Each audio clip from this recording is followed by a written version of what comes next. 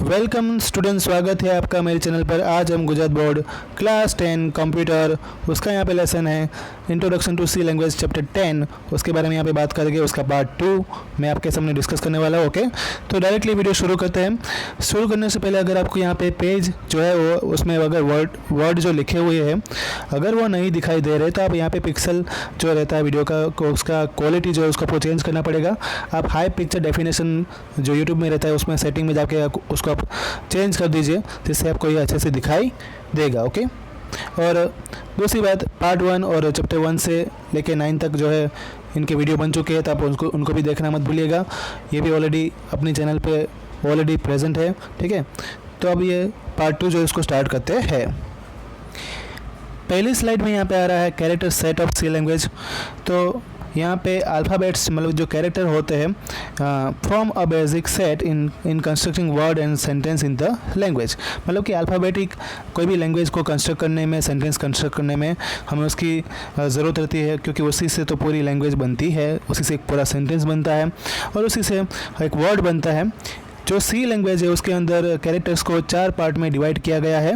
वो 4 पार्ट कौन कौन से उसके बारे में बात करेंगे। पहला है लेटर, दूसरा है डिजिट्स, तीसरा है यहाँ पे वाइट स्पेसिस, चौथा है स्पेशल कैरेक्टर्स। ठीक है, और उनके लिए यहाँ पे सी प्रोग्राम जो है उसी कैरेक्टर का इस्तेमाल करके जो है सी लैंग्वेज सी प्रोग्राम लिखा जाता है।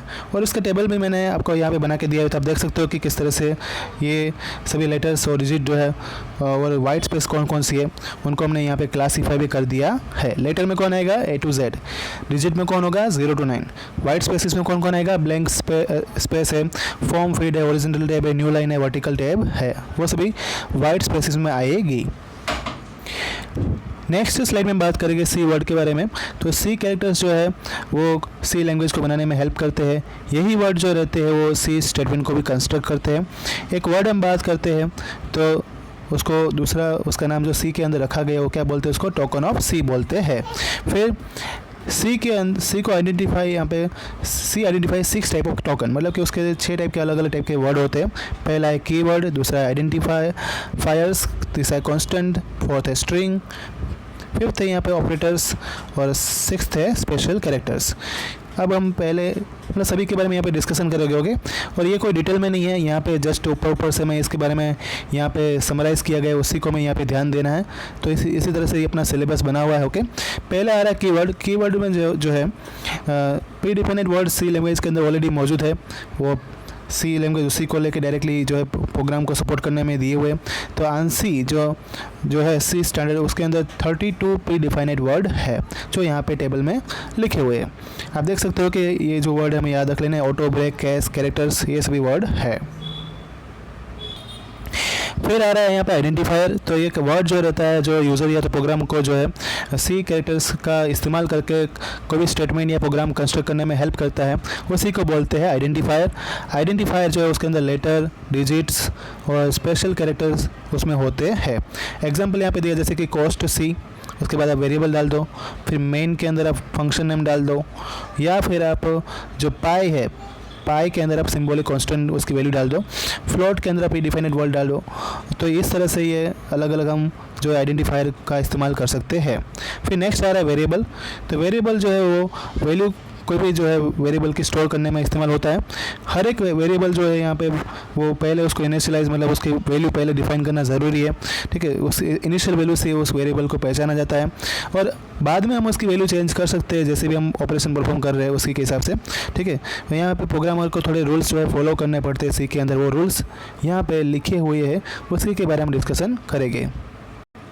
तो इसमें पहला रूल आ रहा है कि वेरिएबल जो है उसका जो है मतलब उसमें लिखा है कि कीवर्ड की तरह सेम नहीं होना चाहिए। वेरिएबल जो है उसके अंदर लेटर, डिजिट या तो अंडरस्कोर होना चाहिए।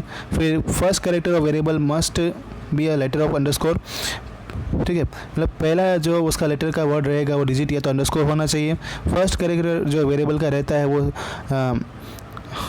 डिजिट ये मैंने बता दिया। फोर्थ वाला देखते हैं, जो वेरिएबल की लेंथ होती है मैक्सिमम लेंथ वो 31 कैरेक्टर की हो सकती है। और लास्ट वाला देखते हैं, वेरिएबल का नेम जो है केस सेंसिटिव रहता है, मतलब नम जो यहाँ पे अलग अलग एग्जांपल दिए हुए हैं, ठीक है, वो सभी वेरिएबल के जो यहाँ पे नाम हो गए वो अलग अलग सी कंसिडर करेगा। मतलब यहाँ पे सी लैंग्वेज ही केस सेंसिटिव है, तो हमें ये याद रखना है कि वेरिएबल का नाम कैपिटल में लिखोगे तो कुछ अलग वेरिएबल होगा और स्मॉल में लिखोगे तो कुछ अलग वेरिएबल होगा। फिर नेक्स्ट इसमें आ रहा है कांस्टेंट। कांस्टेंट के बारे में बात करते हैं। कांस्टेंट में ऐसा है कि जो सी लैंग्वेज है पूरी वो उसमें लिखा है कि एंटिटीज़ जो रहती है वो चेंज होती नहीं है throughout the execution of program. मतलब जो ये एंटिटी रहेगी वो कभी चेंज नहीं होगी।